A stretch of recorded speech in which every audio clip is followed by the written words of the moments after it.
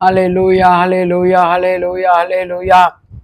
சோத்திர ஆண்டவரே, நன்றி செலுத்துகிறோம். பரிசுத்தரே மக்க நன்றி.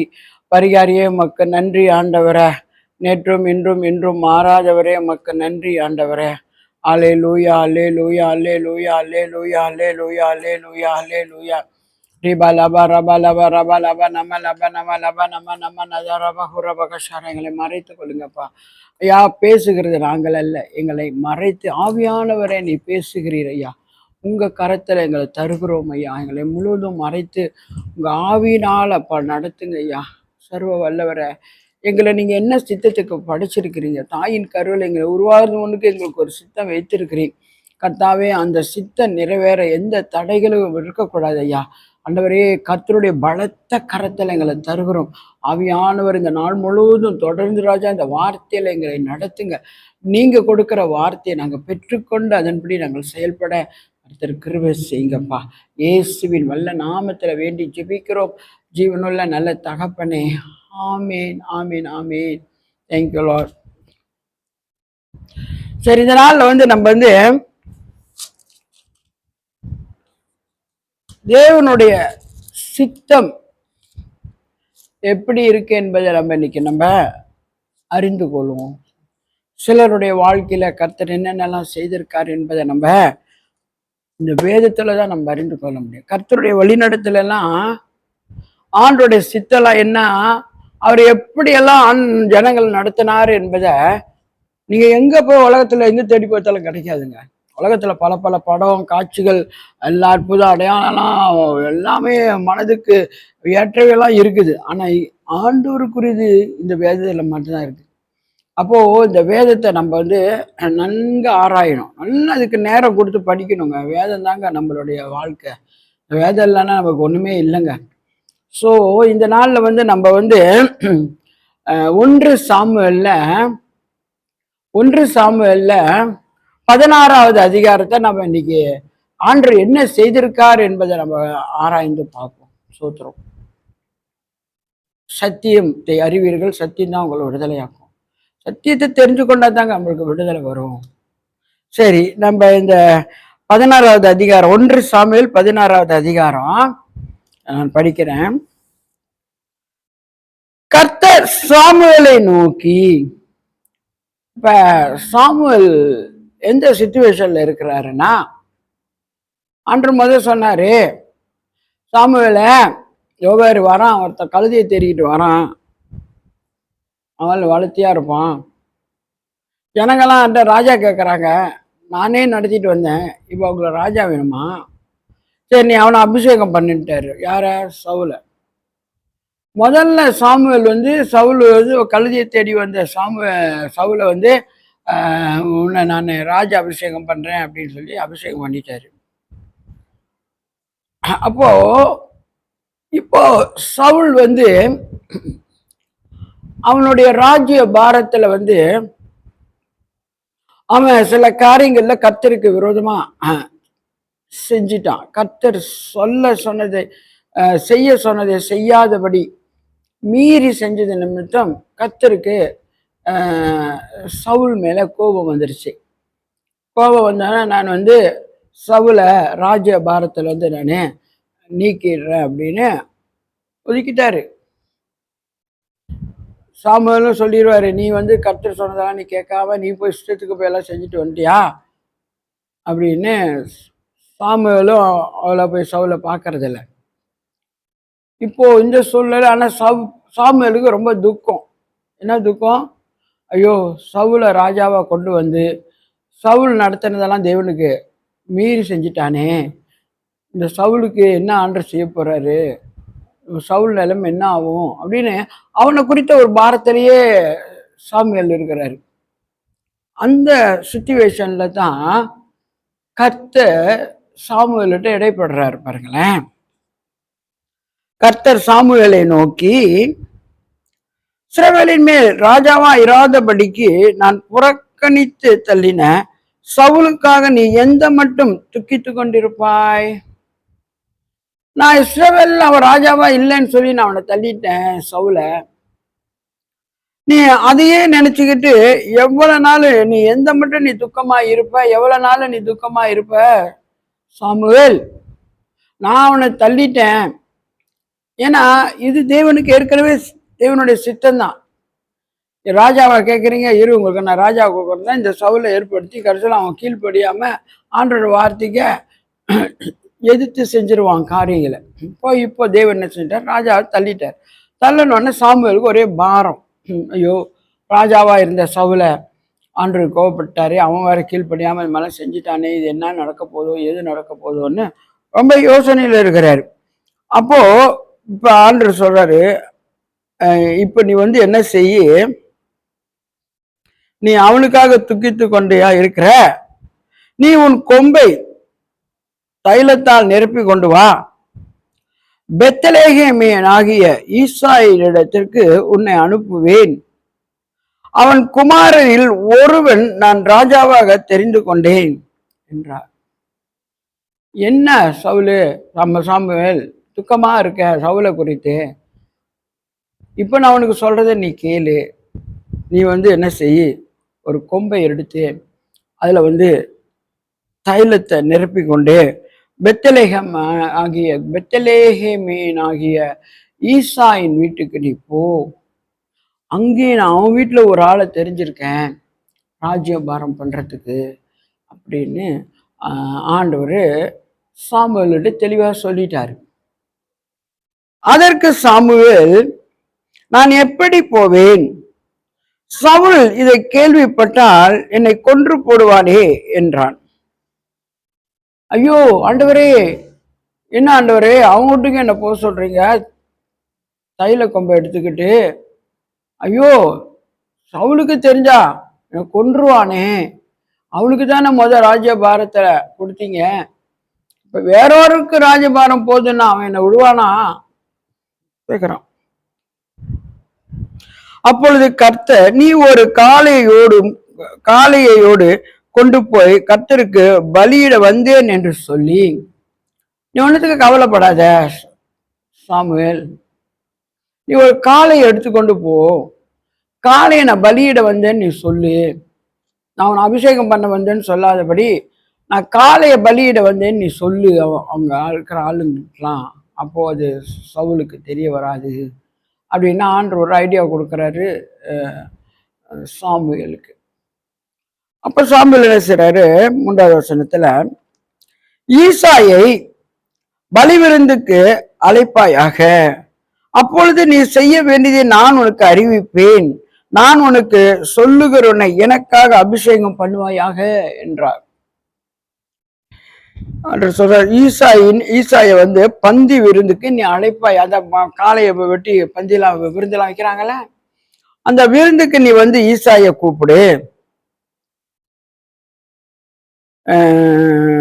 நான் சொல்ற அவன் ஊர்ல இருக்கிற ஒரு பையனை நீ வந்து என்ன செய்யணும், அவனை அபிஷேகம் பண்ணணும் அப்படின்னு தெளிவா சொல்லிட்டாரு சாமுவேல் கிட்ட ஆண்டவர். சரி, கர்த்தர் சொன்னபடியே சாமுவேல் செய்து பெத்லகேமுக்கு போனான்.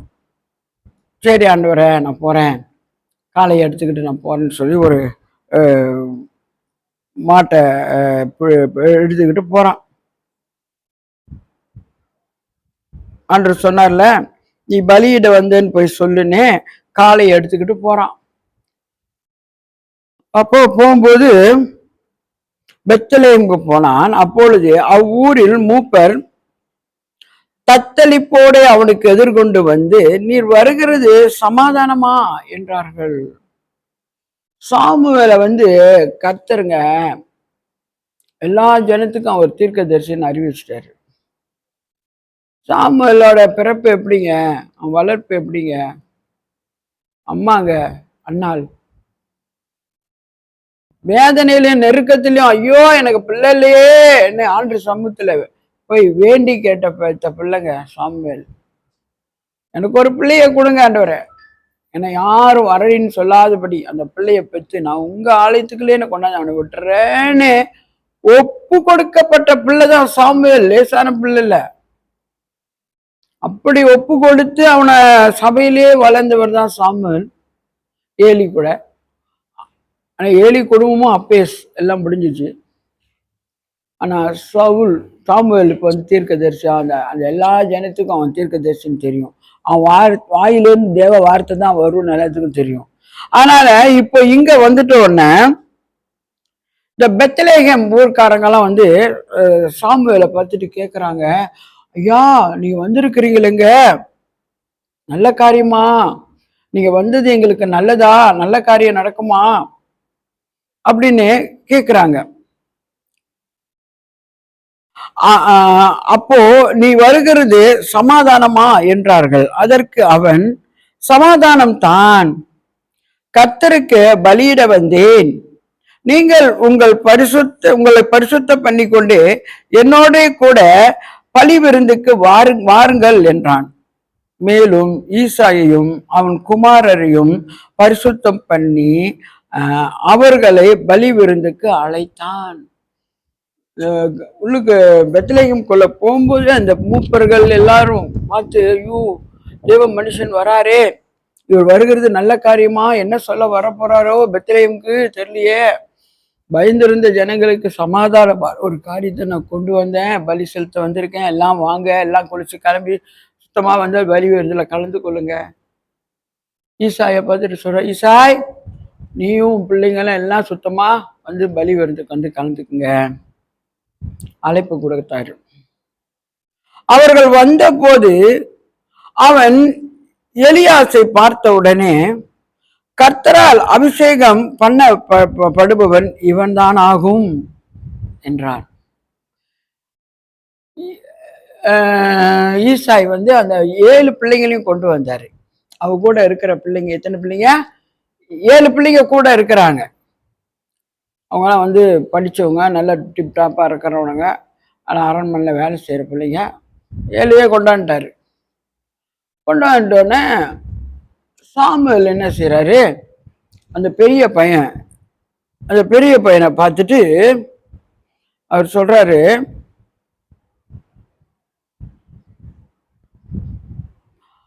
அவர்கள் வந்த போது அவன்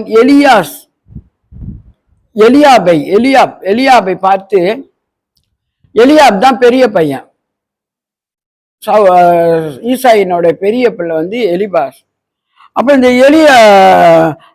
எலியாபை பார்த்து, கர்த்தரால் அபிஷேகம் பண்ணப்பட்டவனா தான் இருக்கும், நல்லா அழகா இருக்கான், மாட்ட சாட்டமா வளர்த்தியா, நல்லா சோலிக்கா இருக்கிறான், ஓகே தான் இருக்குன்னு சொல்லி அந்த தைல கொப்பிய அவனுக்கு அபிஷேகம் பண்ண கொண்டு போறாரு. கொண்டு போகும்போதுங்க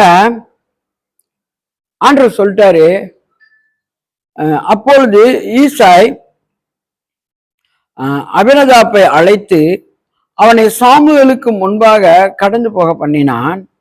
அவன் இவனையும் கர்த்தர் தெரிந்து கொள், அந்த அந்த அந்த மனுஷன் பார்க்கிறபடி நான் பாரேன், மனுஷன் முகத்தை பார்ப்பான், கர்த்தரோ இருதய பார்க்க. 7வது வசனம் சொல்லுது, கர்த்தர் சாமுவேலை நோக்கி, நீ இவனுடைய முகத்தையும் இவனுடைய சரீர வளர்ச்சியும் பார்க்க வேண்டாம். முகம் நல்லா அழகா இருக்கு, ஈசாயோட மகன் வளர்த்தியா வாட்ட சாட்டமா இருக்கான், நீ அதெல்லாம் நீ பார்க்காத சாமுவேல், நான் இவனை வந்து புறக்கணித்தேன், மனுஷன் பார்க்கிறபடி நான் பாரேன். மனுஷன் நம்மள மேல் தோற்றத்தானுங்க பார்ப்பான்.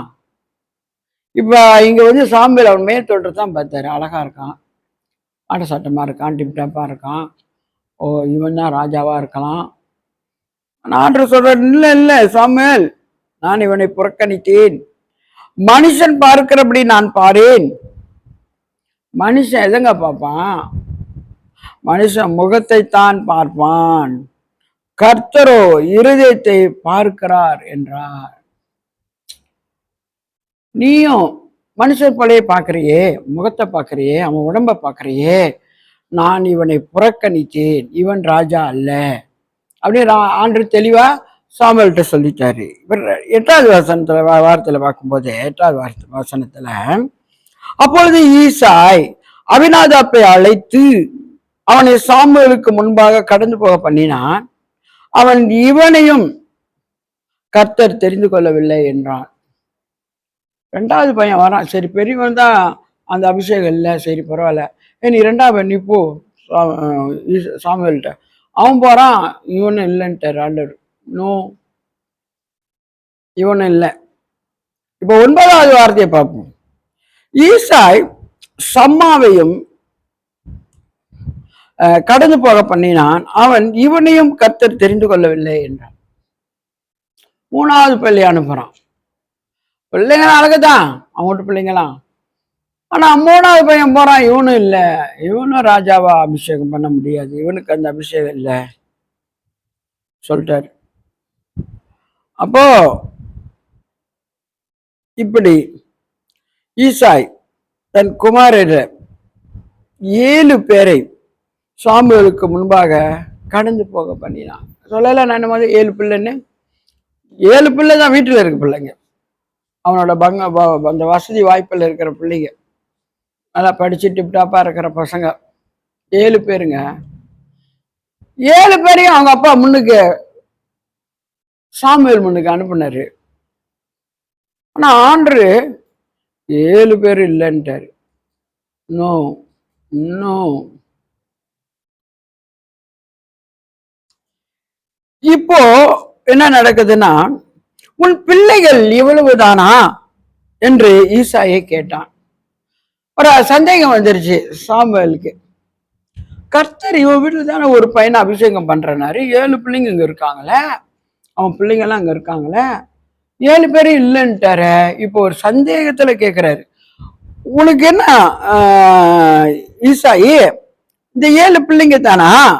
அதற்கு அவன், இன்னும் எல்லாருக்கும் இளையவன் ஒருத்தன் இருக்கிறான், அவன் ஆடுகளை மேய்த்து கொண்டு இருக்கிறான் என்றான். அப்பொழுது சாமுவேல் ஈசாயை நோக்கி, ஆள் அனுப்பி அவனை அழைப்பி, அவன் இங்கே வரும் மற்றும் நான் பந்தி இருக்க மாட்டேன். பலி விருந்தெல்லாம் ரெடியா இருக்கு, எல்லாம் சாப்பிடுறாங்க. இவன் சொல்லிட்டான், நான் நீ கடைசி பையன் இங்க கொண்டு வர வரைக்கும் நான் சாப்பிட மாட்டேன், பந்தி இருக்க மாட்டேன், அவனை அழைச்சிட்டு வா, எங்க இருந்தாலும் அவனை கூட்டிட்டு வா அப்படின்னு. அப்போ ஆள் அனுப்பி அவனை அழைப்பித்தான். அவன் சிவந்த மேனியும் அழகிய கண்களும் நல்ல ரூபம் உள்ளவனுமாய் இருந்தான். அப்பொழுது கர்த்தர், இவன் தான், நீ எழுந்து இவனை அபிஷேகம் பண்ணு என்றார். இங்க சிறப்பா வசதியா வாய்ப்பா இருக்கிற 7 பிள்ளைங்க இருக்குங்க ஈசாய்க்கு. ஒவ்வொருத்தரும் வாட்டு தட்டமா நல்லா அழகா லட்சணமா படிச்ச பிள்ளைங்களா இருக்கிறானுங்க. 7 பேரையும் கர்த்தர் தெரிந்து கொள்ளலைங்க. தெரியுமா? 7 பேரையுமே கர்த்தர் தெரிந்து கொள்ளலைங்க. இன்னும் ஒரு வேற பிள்ளைங்க இருக்கா அவனுக்கு, இவ்வளவு பிள்ளைங்க தானா, வேற பிள்ளை இல்லையா சாமுவேல் கேட்கிறாரு ஈசாயிட்ட. அப்ப ஈசா சொல்றாரு, ஆமா ஒரு கடைசி பையன் இருக்கிறான், காட்டுல ஆடை ஒட்டிக்கிட்டு இருக்கிறான், ஆடு வச்சுக்கிட்டு. ஓ அப்படியா, சரி நீ அவனை போய் கூட்டிட்டு வா. கூட்டிட்டு வரைக்கும் நான் சாப்பிட மாட்டேன், நான் அவனை பார்க்கணும். சரி கஷ்டப்பட்டு கூட்டிட்டு வந்தாங்க. ஆடு மேய்ச்சிக்கிட்டு எத்தனை நாள் படுக்காம குளிக்காம கொல்லாம இருந்திருப்பானோ தெரியாது காட்டுலங்க. ஏன்னா ஆடு மேய்க்கிறவங்களாம் போனாங்கன்னா ஒரு 4-5 நாளுக்கெல்லாம் வீட்டுக்கு வரமாட்டாங்க, கட்டு சோறுலாம் எடுத்துட்டு போயிடுவாங்க. ஆடுகளோடய மேய்ஞ்சிக்கிட்டு ராத்திரிலாம் அங்கே தங்கிக்கிட்டு ஆடுகளை கவனிச்சு பார்த்துக்கிட்டு மிருகங்களை ஒன்றும் டிஸ்டர்ப் பண்ணாமல் கொல்லாமல், பாவம் ஒரு கஷ்டமான வேலை தான் மேய்ப்பெண் வேலை. அப்படி இருந்து அவனை அத்தனை நாள் காட்டில் இருக்கிற பிள்ளைய கூட்டிட்டு பார்த்தா எப்படிங்க இருந்திருப்பான், அவன் ரூபங்கள்லாம் எப்படி இருந்திருக்கும், துணிமணியெல்லாம் எப்படி இருந்திருக்கும். கர்த்தர் இந்த மேல் தோற்றத்தெல்லாம் பார்க்கறவர் இல்லைங்க. ஆனா அவன் பார்க்கறதுக்கு ரொம்ப சிவந்த மேனியா இருந்தானா, நல்ல சிகப்பான ஒரு பிள்ளையா, அழகிய கண்களும் நல்ல ரூபம் உள்ளவனுமா இருந்தான். அப்பொழுது கர்த்தர், இவன்தான், நீ எழுந்து இவனை அபிஷேகம் பண்ணு என்றார். எப்படி பார்த்தீங்களா? மனுஷனா உயர்த்தி வைக்கிறவங்கள, பார்த்து அழகுபடுத்துறவங்கள, மேல் தோற்றத்தை பார்க்கறதெல்லாம் கர்த்தர் பார்க்க மாட்டார். God is great. என்ன இந்த இதை நான் படிக்கிறேன், உங்களுக்கு இன்னைக்கு உங்களுக்கு இது வந்து நான் போதிக்கிறேன். ஆனா இந்த சம்பவம் ஒண்ணு என் வாழ்க்கையில நடந்திருக்கு தெரியுமாடையா? தெரியுமா? என் வாழ்க்கையில இந்த சம்பவம் நடந்துச்சு. நான் வந்து ஆசாய் சபைக்கு நான் ஊழியத்துக்கு ஆண்டவர் என்ன சிங்கப்பூர்ல நான் வேலை செஞ்சுட்டு இருந்தேன். பாவம், நான் ராத்திரி வேலைக்கு போயிட்டு குடும்பம், வீடு, பிள்ளைங்க பொட்டின்னு வேலை செஞ்சுட்டு வந்து பிள்ளைங்களுக்கு ஏதோ ஒரு கேஸ்னா ஸ்கூலுக்கும் ஓடியார வேண்டாம். அந்த வேலை போட ஸ்கூலுக்கும் ஓடி போய் அவங்கள பார்த்துட்டு கொண்டுட்டு எல்லாத்தையும் விசாரிச்சுட்டு அவங்களோட இருந்துட்டு வந்து அரைக்குறை தூக்கம் தூங்கிட்டு வேலைக்கு ஓடிக்கிட்டு இருப்பேன், சிங்கப்பூர் வேலைக்கு. கர்த்தர் என்னையும் இப்படி ஒரு நாள் அழைத்தாரு. அப்போ நான் அழைக்கப்பட்டு வீட்டில் ஊழியங்கள் போயிட்டு இருந்துச்சு. வீட்டில் 2 வருஷம் ஊழியங்களை நடத்திட்டு இருந்தேன். அப்புறம் நான் வந்து 1.5 மாதம் என்னை வந்து வாசாய் சபைக்கு என்னை கொண்டு போனார். அங்கே ஊழியத்தை கொடுத்தாரு. அங்கே செல்வியோட சபை, நான் இப்போ சொல்கிறேன், நான் வந்து கர்த்தருக்கு முன்பாக சொல்கிறேன், செல்வியோட சபை மாசாயில் செல்வி சபை இருக்க உடஞ்சி போய் கிடக்குது. கர்த்தர் எனக்கு அதை தரிசனமாக காட்டினார். செல்வியும் ரவியும் இப்படி மேடையில் வந்து இப்படி பேசுறாங்க.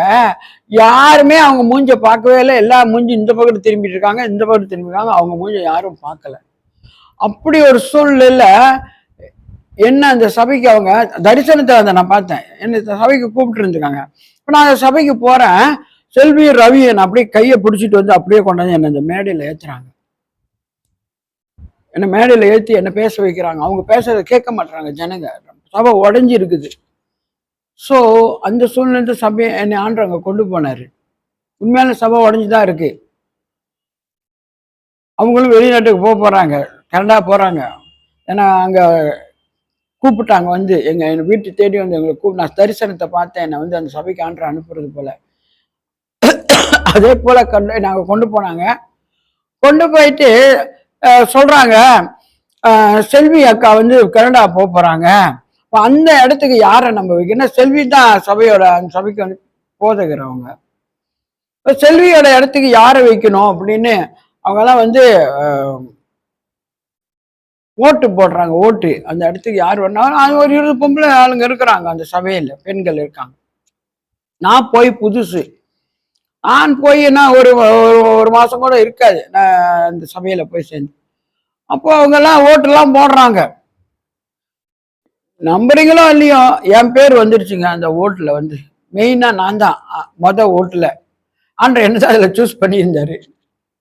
ஏன்னா ஆண்டர் அந்த நோக்கத்தை என்ன கொண்டு போயிருக்கிறாரு. ஐயோ என்ன அக்கா இப்பதானே வந்தாங்க, இல்ல அக்கா முடியாது, நம்ம வேற யாராச்சும் பார்ப்போம். 2வது நம்ம வந்து என்னமோ குலுக்கி போட்டாங்க பேரெல்லாம், அதுலயும் என் பேர் தான் வந்துருச்சு. 2 முறையும் ஆண்டர் என் பேரையே சூஸ் பண்ணி எடுத்துட்டாரு. சரின்னு என்ன வந்து அவங்களோட ஸ்தானத்தில் என்ன வச்சுட்டாங்க.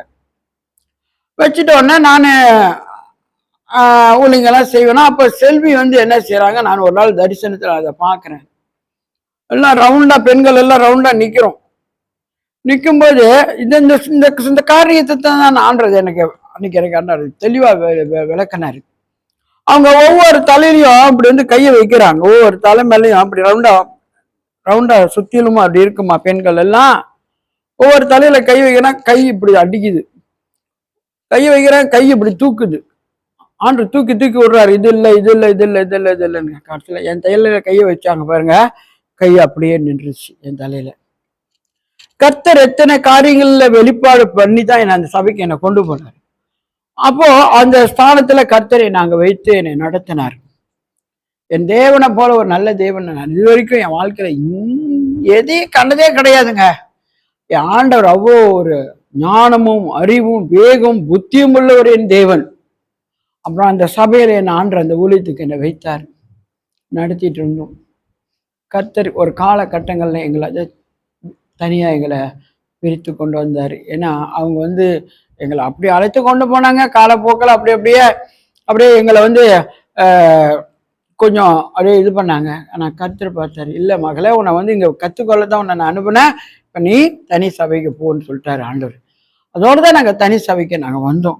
அப்போ இந்த காரியத்தை நான் பார்த்தேன். 7 பிள்ளைங்க ஈசாய்க்கு எல்லாம் நல்லா டிப்டாப்பாக இருப்பானுங்க. அவனுங்க நல்லா அவனுங்கெல்லாம் வந்து அம்மா அப்பாவுக்கு நல்லா ராயலாக பிறந்து வந்த பிள்ளைங்க. ஆனா சாமுவேலோட பிறப்பு அப்படி இல்லை. அவனை ஒதுக்கியே வச்சுட்டாங்க. அம்மா அப்பாலாம் அவனோட பிறப்பு அவங்களுக்கு ஒரு இழிவு. அவனோட பிறப்பு அவங்களுக்கு சந்தோஷம் இல்லை, அது அவமானமா இருந்துச்சு. அதனால அந்த பையனை என்ன செஞ்சாங்க, அம்மா அப்பாவும் சரியா பாக்குறது இல்லை, கவனிக்கிறது இல்லை. அவனை ஆடு மேய்க்க விட்டுட்டாங்க. காட்டுல எல்லாம் அலைஞ்சு திரிஞ்சு ஆட்டை மேய்ச்சி கர்த்தரை துதிச்சு கர்த்தர் நாமத்தை மைமைப்படுத்தி கர்த்தருடைய அன்பு தான் அவனுக்கு எல்லாத்துலயும் பெருசா இருந்துச்சு. அம்மா அப்பாவுடைய அன்பு கூட அவனுக்கு கிடைக்கல. அந்த ஊரு ஜனங்கள்லாம் அவனுக்கு எதிர்த்துதான் நின்னாங்க. ஏதாவது ஒரு ஆடு காணா போயிட்டா கூட தாவீதை தான் போய் காப்பாங்களாம். ஓ, நீ தான் என்ன பண்ணியிருப்ப, எனக்கு ஆட்டை கொடுன்னு சொல்லி அவனோட ஆட்டை எடுத்துட்டு போயிடுவாங்களாம். அவன் திருடி இருக்க மாட்டான் அவங்க வீட்டு ஆடு, ஆனா அவன் பேர்ல தான் பழி செய்வானுங்களாம். அப்பா வீட்டுல நல்லா அடி கொடுக்குறது. ஓ, ஆட்டை தொலைச்சிட்டு வந்துட்டியா, நீ அவனுக்கு கொடுத்துட்டு வந்துட்டியா, எப்படி போச்சு ஏதா போச்சுன்னு சரியா கவனிக்கலன்னு அந்த அடிப்பாங்களாம் தாவீத. இந்த கசப்பு தண்ணியெல்லாம் கொடுப்பாங்களாம் தாவீதுக்கு பெற்றவங்கள. இப்படிங்க தள்ளப்பட்டிருந்தாருங்க தாவீது, ஒதுக்கப்பட்டு காட்டுல போய் ஆடுகளோட. ஆனாலும் ஒரு பெரிய காரியம் அவர் செய்தார். கர்த்தருடைய அன்பை அவர் தெரிஞ்சு கொண்டார். மனுஷன்லாம் என்னை ஒதுக்குவான், தாய் கூட என்னை ஒதுக்குவான், தகப்பன் கூட என்னை கைவிட்டுருவான், என் கர்த்தர் என்னை ஒரு நாளும் கைவிட மாட்டார்ன்ற அந்த காரியத்தை அவன் அறிந்து கொண்டு காட்டுல ஆடுகளோட மாடுகளை மேய்ச்சிக்கிட்டு கர்த்தரை தூச்சிக்கிட்டு கர்த்தர் நாமத்தை மகிமைப்படுத்திருந்தான். அந்த தாவீதை தாங்க கர்த்தர் தெரிந்து கொண்டாரு. தெரியுங்களாங்க, நம்மளை யார் மதிக்கிறான், யார் நம்மளை உயர்த்துறான், யார் நம்மளை தாழ்த்துறான், யார் நம்ம மூஞ்ச வெக்கப்படுத்துறான், எவன் மூஞ்சல அறையிறான், எவன் நம்மளை துப்புறான், இதெல்லாம் ஆண்டு இருக்குல்ல. உன் இறுதியும் தேவனோட இருக்கா? நீ தேவனை ஆராதிக்கிறியா? தேவ மேல அன்பு கூறுகிறியா? கர்த்தருடைய காரியத்துல நீ வாஞ்சியா இருக்கிறியா? வசனத்துக்கு உன்னை ஒப்பு கொடுக்குறியா? வார்த்தைக்கு உன்னை ஒப்பு கொடுக்குறியா? தேவனை ரொம்ப முழு உள்ளத்தோடு முழு பலத்தோடு நீ ஆண்டு தேவனை ஆராதிக்கிறியா? அவரை நம்பி இருக்கிறியா? அதான் என்று பார்ப்பாரு. தாவீதுக்கு என்னங்க குவாலிபிகேஷன் இருந்துச்சு? படிப்பு இருந்துச்சா? அம்மா அப்பாவோட செல்வாக்கு இருந்துச்சா? ஜனங்களுடைய செல்வாக்கு இருந்துச்சா? சகோதரர்களுடைய ஒத்தாசை இருந்துச்சா? ஒண்ணுமே இல்லைங்க. ஒதுக்கப்பட்ட பிள்ளைங்க அவன். அதான் ஆண்டு வசனத்தை சொல்ற, தள்ளப்பட்ட கல்லு தாங்க தாவீது. தள்ளப்பட்ட கல்லுங்க. அந்த கல்லை தாங்க கர்த்தர் எடுத்து மூளைக்கு தலைக்கல்லா வைத்தார். ராஜஸ்தானங்க. சும்மாவா அவனுக்கு அந்த அபிஷேகம் வந்துச்சு? ராஜஸ்தானம் காட்டுல கடந்த பிள்ளைக்கு இரவும் பகலும் ஆடுகளோட இன்னைக்கு ராஜஸ்தான அபிஷேகத்தை அவனுக்கு ஆண்டு வைத்தார். அதான் தேவ சித்தம். சவுல் தேவனுடைய சித்தம் இல்லை. அவன் வந்தது தேவன் அவனை ஜனங்களுக்கு ஒரு பாடம் கொடுக்கத்தான் அவனை ராஜாவா கொண்டு வந்தார். ஆனா தேவனுடைய சித்தம் தாவீதுக்கு தான். அப்ப பாருங்க, அப்பொழுது அவன் நல்ல அழகா, நல்ல சிகப்பும் நல்ல அழகான கண்களும் நல்ல ரூபம் உள்ளவனா இருந்தானா. அப்பொழுது சாமுவேல் தைல கொப்பியை எடுத்து அவன் சகோதரர் நடுவில் அபிஷேகம் பண்ணினான். அந்நாள் முதற்கொண்டு கர்த்தருடைய ஆவியானவர் தாவீதின் மேல் இறங்கி இருந்தார். சாமுவேல் எழுந்து ராமாவுக்கு போய்விட்டார். வந்த காரியம் சாமுவேலுக்கு முடிஞ்சுச்சுங்க. அந்த தைல குப்பியை எடுத்து இவன் அபிஷேகம் பண்ணு சொன்னாரு பாருங்க. அந்த பையனை அபிஷேகம் பண்ணிட்டாருங்க சகோதரர்கள் மத்தியில. 7 சகோதரர்கள் மத்தியிலையும் அவ தகப்பன் தாய் மத்தியிலையும் ஆண்டவனை ராஜ அபிஷேகம் பண்ணிட்டு வந்த காரியத்தை முடிச்சுட்டு சாமுவேல் கிளம்பிட்டாரு. கர்த்தருடைய ஆவி சவுலை விட்டு நீக்கினார். கர்த்தருடைய ஆவி சவுலை விட்டு நீக்கினார். கர்த்தரால் வரவிடப்பட்ட ஒரு பொல்லாத ஆவி அவனை கலங்க பண்ணி கொண்டிருந்தது. அப்பொழுது சவுலின் ஊழியக்காரர் அவனை நோக்கி, இதோ தேவனால் விடப்பட்ட ஒரு பொல்லாத ஆவி உம்மை கலங்கம் பண்ணுகிறதே. இப்போ சவுலிட்டு இருந்த அந்த ஆவியை தேவனை எடுத்துட்டு பொல்லாத ஆவி அவனுக்கு விட்டுட்டனால அவன் அந்த ஆவி அவனை கலங்கம் பண்ணுதான். பிசாசு பிடிச்சிட்டு ஆடிட்டு இருக்கிறான். அப்போ அந்த சவுலின் வேலைக்காரர்கள் எல்லாம் என்ன சொல்றாங்க, உனக்கு தேவனால் விடப்பட்ட ஒரு பொல்லாத ஆவி உண்மை கலங்க பண்ணுகிறத, சுரமண்டலம் வாசிக்கிறதுனால் தீரின ஒருவனை தேடும்படிக்கு எங்கள் ஆண்டவனாகிய நீர் உமக்கு முன்பாக நிற்கிற உம்முடைய அடியாருக்கு கட்டளையிடும். அப்பொழுது தேவனால் விடப்பட்ட பொல்லாத ஆவி உம்மேல் இறங்குகையில் அவன் தன் கையினாலே அதை வாசித்தால் உமக்கு சபிக்கியம் உண்டாகும் என்றார்கள். ஐயோ, சவுல் ராஜாவே, நீங்க இவ்வளோ தேவனால விடப்பட்ட ஒரு ஆவிதான் உங்களை ஆட்டி கொண்டு இருக்கு, கலங்க பண்ணிட்டு இருக்கு.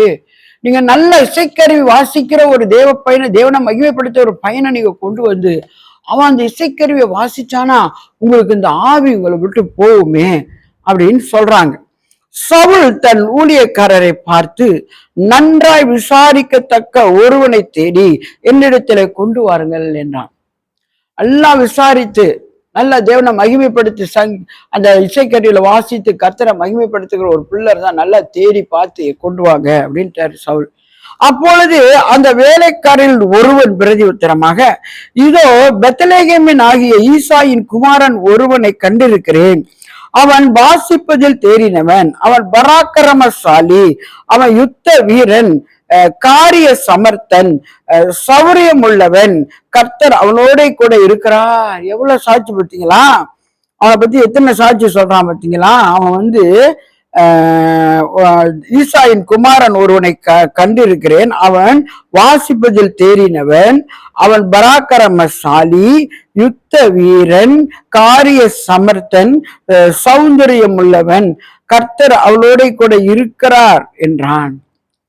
இப்போ ஈசாயை குறித்து, ஈசாயின் மகன் தாவீதை குறித்து ஒருத்தாங்க சொல்றான் ராஜா கிட்ட, நான் ஒருத்தனை பார்த்திருக்கேன், பெத்லகேம்ல ஒரு பையன் இசைக்கருவியை வாசித்து தேவனை மகிமைப்படுத்துற பையன், அவன் பராக்கிரமசாலி, யுத்த வீரன், அவன் வாசிப்பதுல அதாவது அவன் வாசிப்பதுல தேறினவன், காரிய சமர்த்தன், சௌந்தரியம் உள்ளவன், அவன் கர்த்தர் அவனோடு கூட இருக்கிறார், கர்த்தர் அவனோடு கூட இருக்கிறார் என்பதை நான் பார்த்தேன் அப்படின்னு அவனை குறித்து சொல்றாங்க. அப்பொழுது சவுல் ஈசாயின் இடத்தில் ஆட்களை அனுப்பி, ஆட்டு மந்தையில் இருக்கிற குமாரனாகிய தாவீதை என்னிடத்துல அனுப்பு என்று சொல்ல சொன்னான். அப்போ சவுல் என்ன செய்யறாரு, இப்போ ஈசாயின் வீட்டுக்கு ஒரு ஆளை அனுப்பி, உங்க வீட்டுல இருக்கிற அந்த கடைசி பையன் ஆடை ஓட்டிக்கிட்டு இருக்கிறானே, அந்த பையலை நீ எனக்கு அரண்மனைக்கு எனக்கு அனுப்பி கொடு, அவன் எனக்கு வேணும் அப்படின்னு சொல்லி அனுப்புறாரு. அப்பொழுது ஈசாய் அப்பத்தையும் ஒரு துருத்தி திராட்சை ரசத்தையும் ஒரு வெள்ளாட்டு குட்டியும் கழுதின் மேல் ஏற்றி என் குமாரனாகிய தாவீதின் வசமாய் சவுலுக்கு அனுப்பினான். அதாவது சவுல் ராஜா இல்லையா, அப்போ அவனை போய் பார்க்கும்போது சும்மா போகக்கூடாதுல்ல. அப்போ அவன் என்ன செய்யறான், அப்பத்தையும் ஒரு துருத்தி திராட்சை ரசத்தையும் ஒரு வெள்ளாட்டு குட்டியும் கழுதியின் மேல் ஏற்றி தன் குமாரனாகிய தாவீதை அந்த அரண்மனைக்கு அனுப்பிட்டாரு. அப்படியே தாவீது சவுலிடத்துல அவனுக்கு முன்பாக நின்றான். அவன் இவனை மிகவும் சிநேகித்தான், அவனுக்கு இவன் ஆயுததாரியானான். அப்ப கண்டிப்பா அவனை சவுல் முனுக்கு தாவீதை நிப்பாட்டும் போது பாருங்க, எங்க இருந்து கதை எப்படி வருது பாருங்களேன். அவனோட அபிஷேகம் தான் அவனுக்கு கொடுத்துருக்காங்க, ஆனா தெரியாது சவுலுக்கு. ஆனா அவன் தான் போய் அங்க இசைக்கருவி வாசிக்க போறான். அவனுக்கு ரொம்ப இஷ்டமா இருந்துச்சு தாவீதை பார்க்கும்போது சவுலுக்கு. அப்போ அவன் ஆயுதத்தாரியா அவன் ஏற்றுக்கொண்டு சவுல் ஈசாயின் இடத்தில் ஆள் அனுப்பி, தாவீது எனக்கு முன்பாக நிற்கட்டும், என் கண்களிலே அவனுக்கு தயவு கிடைத்தது என்று சொல்ல சொன்னான். அப்போ அவன் முன்னுக்கு நின்னானா அவனுக்கு ரொம்ப இஷ்டமாயிருச்சு. அவனை பார்க்கும்போது அவனை தனக்கு ஆயுதத்தாரி ஆக்கி ஈசாயிட்ட ஆள் அனுப்பி, அவன் கூட கொஞ்ச நாளா இருக்கட்டும், அவனை இங்கே விட்டுரு கொஞ்ச நாள்னு சொல்லி அனுப்பி அவங்க அப்பா கிட்டே சொல்லி அனுப்பிட்டான். அப்படியே தேவனால் விடப்பட்ட ஆவி சவுலை பிடிக்கும் போது பார்த்தீங்களா, அப்பப்போ அந்த ஆவி அவனை தொல்லை பண்ணும். அதை பிடிக்கும் போது தாவீது சுரமண்டலத்தை எடுத்து தன் கையினால் வாசிப்பான். அதனாலே பொல்லாத ஆவி அவனை விட்டு நீங்க சவுல் ஆறுதல் அடைந்து சொஸ்தமாவான். எப்படி ஒரு அபிஷேகத்தை வச்சிருக்காரு பார்த்தீங்களாங்க. இதெல்லாம் ரொம்ப தியானிக்கணுங்க. வார்த்தை படிச்சா மட்டும் பார்த்தாதுங்க, கர்த்தர் எப்படி நடத்தி இருக்கிறாரு பாருங்களேன். அந்த ராஜா சவுல் ராஜாக்கு போஸ்ட் போயிருச்சு, அது தாவீதுக்கு வந்துருச்சு. ஆனா சவுலுக்கு தெரியாது. ஆனா சவுல் அவனைத்தான் அந்த இடத்துல அவனோட ஆவி பிசாசை துரத்துறதுக்கு இவனோட சுரமண்டலத்தை வாசிக்கிற அந்த துதி பாடல்கள் இவனை விடுதலை ஆக்கும். இப்ப இவனை கொண்டு போறாங்க அந்த இடத்துல. பழைய ராஜா ஒண்ணுக்கு புது ராஜா போயிட்டாரு, ஆனா தெரியாது சவுலுக்கு. அவன் போய் அந்த இசைக்கருவிகளை வாசிக்கும் போதுதான் சவுலுக்கு விடுதலை வரும், அந்த ஆவி அவனை விட்டு போகும். அப்படி ஆண்டவர் இந்த சாமுவேலை, இந்த தாவீதை வைத்து சவுலுக்கு ஒரு விடுதலையை தேவன் அப்பயே அழிச்சிட்டாருங்க. என்னங்க நம்ம ஆண்டவரு லேசானவரா? அவர் ஒரு காரியத்தையும் செஞ்சாருன்னா லேசா செய்ய மாட்டாரு. உன்னோட ஆவியில நீ தேவனை எப்படி தேடுற, எப்படி நீ அவரை தேடுற, எப்படி நீ அவரை அறிந்திருக்கிற, அவர் எப்படியாப்பட்டவர், அவர் என்ன மாதிரியான ஒரு தெய்வம், அவர் எப்படியாப்பட்ட தேவன் என்பதை நீ அறிந்துட்டியா? நல்லா அவரு தான் உனக்கு ஒத்தாசையா இருப்பான்னு உனக்கு தெரியுமா? அவரை நீ நம்பி இருக்கிறியா? அவரை தவிர வேற யார் மேலே எனக்கு அவ்வளவு நம்பிக்கை இல்லை. நம்பத்தக்க யாரும் கிடையாது. நம்பத்தக்கவரின் இயேசு மாத்திரமே. நம்பிக்கைக்குரியவர் அவரே. இன்னைக்கு ஒரு நாள் உனக்கு பலவீனமா இருந்தாலும் கர்த்தர் மறுநாள் உனக்கு சுகத்தை கொடுத்துருவாரு, பலத்தை உனக்கு கொடுப்பாரு. தாவீது எவ்வளவு கடந்து வந்தாரு அவரோட வாழ்க்கையில, கர்த்தரை விட்டு விலகலையே. எவ்வளவு யுத்தங்களை சந்தித்தார், கர்த்தர் அவனை விட்டு விலகலையே. எவ்வளவு போராட்டங்கள், எவ்வளவு பாடுகள் அவனோட வாழ்க்கையில. ஆனா கர்த்தர் மறந்தாரா தாவீத? கஷ்ட நேரத்துல விட்டுட்டாரா?